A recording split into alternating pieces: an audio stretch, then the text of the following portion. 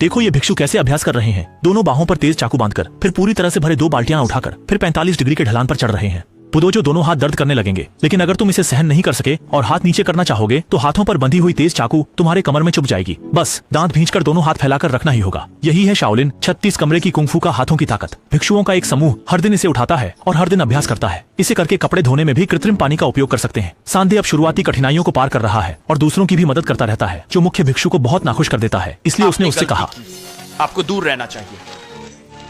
30 लाख की श्रृंखला के 1 लाख की शक्ति वाले बूढ़े भिक्षु ने एक बार लकड़ी की मछली पर दस्तक दी और फिर लोहे की हथौड़ी से घंटी बजाई। लेकिन सुनने में जितना आसान लगता है उतना अभ्यास करना आसान नहीं होता। हथौड़ी वैसे तो पत्थर की होती है, लेकिन जब ये बांस की छड़ी से जुड़ी होती है तो इसका असर लोहे का हथौड़ा पत्थर की नसों से बंधा होता है। बांस की छड़ी एक स्थान पर खड़ी होती है जिसका वजन 120 पाउंड होता है। संदेह ने आगे आकर बांस की छड़ी को उठाने की कोशिश की, लेकिन उस स्थान पर संदेह उसे उठा ही नहीं सका। 于是老和尚让他往前尽量吃，也就是竹竿的把持位置。铁锤9中8试进，这次3的总算是把铁锤拿捞起来。老和尚开始敲木，与他敲一声3的9装一下，必须要跟着木鱼的节奏来。3的敲了几下，已经满身大汗手，完疼的直接丢下铁锤，换一只手拿起来，继续装。几天练下来，收完已经疼得发褶，但是他已经可以拿起120斤了。कायम रखो।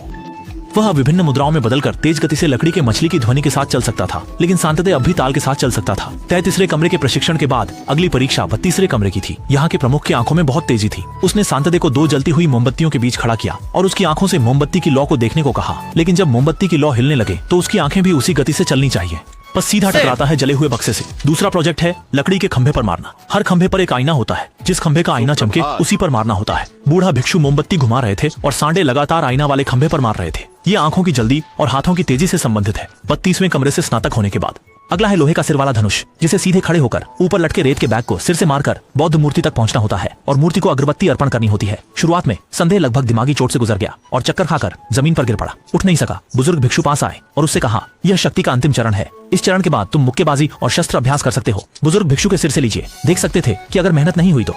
सुनने के बाद 3 देव तुरंत उठ खड़ा हुआ और बाद के अभ्यास में उसने और अधिक मेहनत की। बहुत अभ्यास के बाद अंततः उसने लोहे के सिर की कला सीख ली। केवल 2 वर्षों के समय में उसने शाओलिन की 36 कक्षाओं में से पहले 10 को पार कर लिया, जो शाओलिन के 4 योद्धाओं के बाद से एक रिकॉर्ड है। प्रमुख भिक्षु ने सीधे तौर पर शांदे को धर्मा इंस्टीट्यूट में तरक्की दी। अब वह 36 कमरों में से किसी में भी प्रशिक्षण ले सकता है। पसंद आए तो ध्यान रखें और फॉलो करें। अगली कड़ी अपडेट हो रही है।